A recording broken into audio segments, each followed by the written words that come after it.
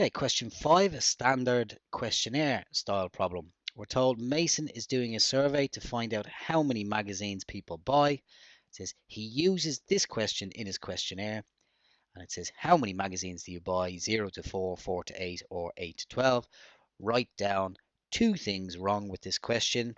There's likely to be more than two things wrong, but generally, one of the most common things that's wrong with these questions tends to be there's a no time frame given.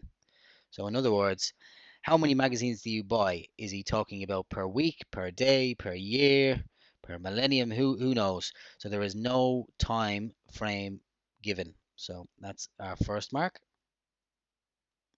And then the second problem I can immediately see, and it's very often a common problem with these exam questions, is that the boxes overlap. So suppose I did buy 4 magazines, which box would I tick? So we've got overlapping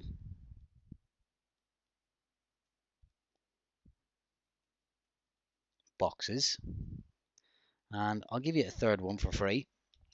Another thing that's actually wrong with this is, well, what happens if I buy more than 12 magazines? So another potential answer we might have is that we can say that the options or the choices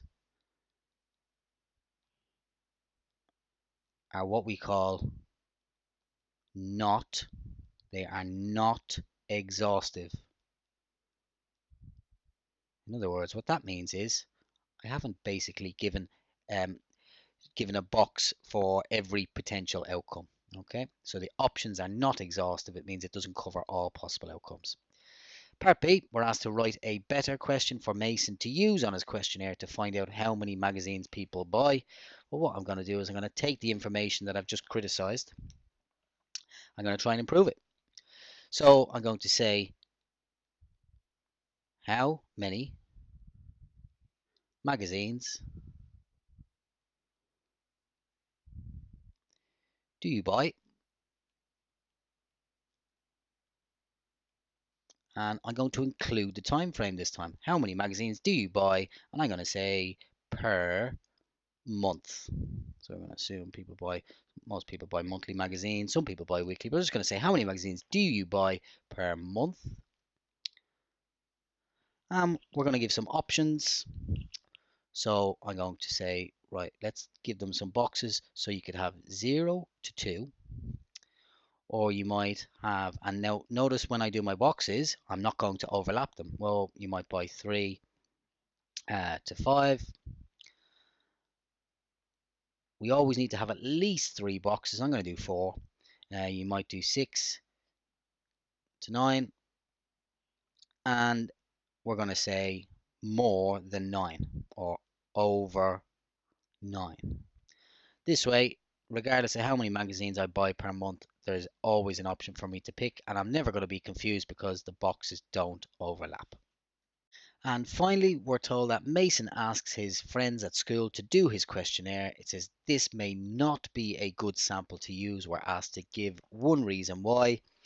Well, unfortunately, if he just asks his friends, the sample may not be representative of the population because his friends may be likely to have the exact same opinion as each other, so it could be biased. In other words, we'd say its sample may not be representative of the population.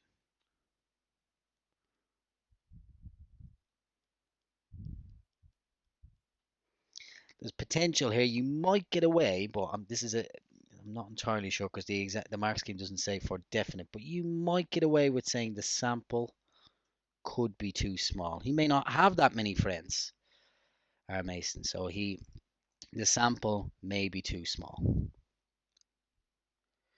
If you have a nice examiner, you might get away with that one. So maybe too small. But certainly the first answer, sample may not be representative, will absolutely guarantee you the mark there.